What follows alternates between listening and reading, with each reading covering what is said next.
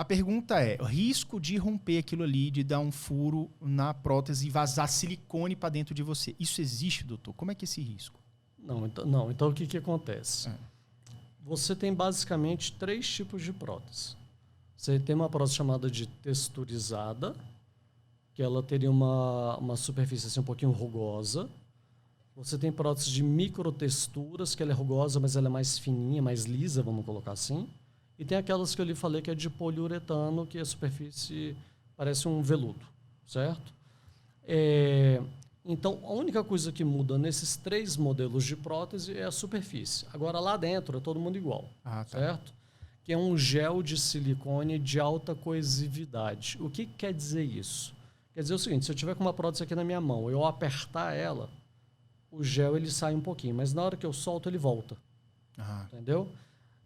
Onde é que eu estou querendo chegar? Que não tem risco desse silicone ele vazar ou ele se espalhar pelo restante do corpo. Como uma bexiga d'água que estourou e vai vazar ali loucamente. Né? Então ele ficaria, mesmo que rompesse, vai ficar restrito ali àquela região.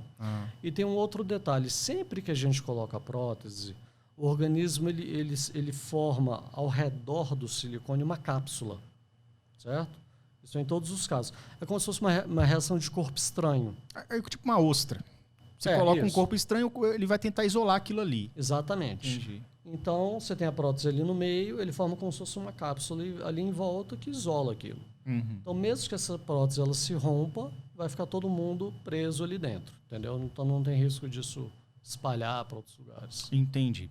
Doutor, uma pergunta aqui. Eu já vi nos anos 90, eu lembro muito bem disso, eu vi na TV, um procedimento cirúrgico de lipoaspiração, lipoescultura, sei lá, qual era o negócio? Tinha uma paciente deitada na cama e tinha um médico extraindo da nádega dela gordura.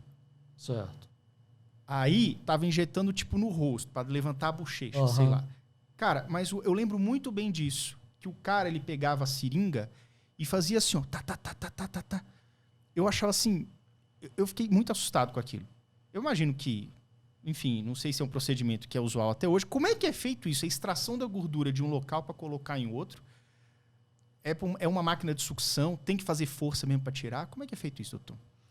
Então, o que acontece? O aparelho de lipoaspiração, a gente tem uma cânula, certo? E o diâmetro dessa cânula, ela pode variar em milímetros, né? Então, você tem de 1 milímetro, 2, 3, 4, 5. Nos lugares que eu tenho mais gordura, eu uso uma cânula mais grossa. Lugares que eu tenho assim, menos gordura, uma região mais delicada, eu vou usar uma cânula mais fina.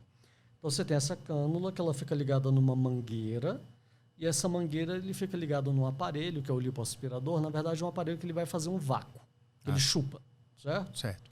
Então, quando eu vou fazer uma lipoaspiração, o que eu faço? Primeiro, eu faço um furinho, e naquele furinho, eu vou injetar naquela região que eu quero fazer a lipoaspiração... Só chegar mais perto. Eu vou injetar naquela região soro com adrenalina. Para que serve isso? O soro com adrenalina ele vai facilitar a retirada da gordura e a adrenalina ela é para reduzir o sangramento. Certo? E para poder fazer a retirada dessa gordura, eu preciso fazer esse movimento que vai e volta, né? A pontinha da cânula tem uns furinhos, que eles são cortantes. Então, na hora que você passa ali pela gordura, ele vai soltando aquela gordura e ela vai sendo puxada para dentro da cânula. Sim. E no meio desse sistema, você tem como se fosse um frasco. Então, a gordura ela vem, cai dentro desse vidro. Certo? Antes de chegar lá no lipoaspirador. Ok. Essa gordura eu posso jogar ela fora, certo? Ou eu posso fazer enxertos, né? Que é o que a gente faz mais habitualmente.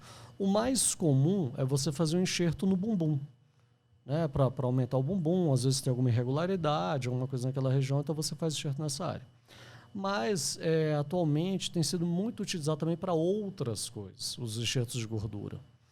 Existe uma parte de medicina regenerativa, né? Então, por exemplo, aquilo que você falou em relação à face.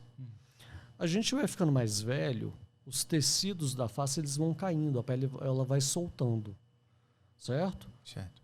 Tem aquele bigode chinês, perda do ângulo da mandíbula, porque essa pele é que ela desce. Mas, além disso, a gente tem um outro problema também, que é a perda de volume na face. Vai tendo uma reabsorção óssea.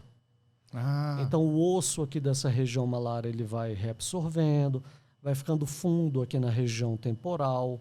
Você pode ter perda de volume aqui nessa região da maxila, né?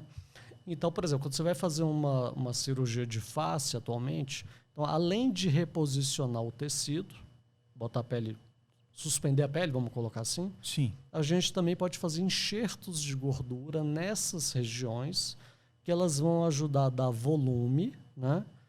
E tem alguns trabalhos mostrando, também a gente não sabe exatamente qual que é a razão ainda, mas talvez relacionado às células-tronco, etc., que existe até uma melhora da qualidade da pele, certo? Certo. Mas isso aí são fatores que a gente ainda precisa estudar um pouco mais. Mas os enxertos de gordura na face hoje têm sido utilizados na maioria das cirurgias de face.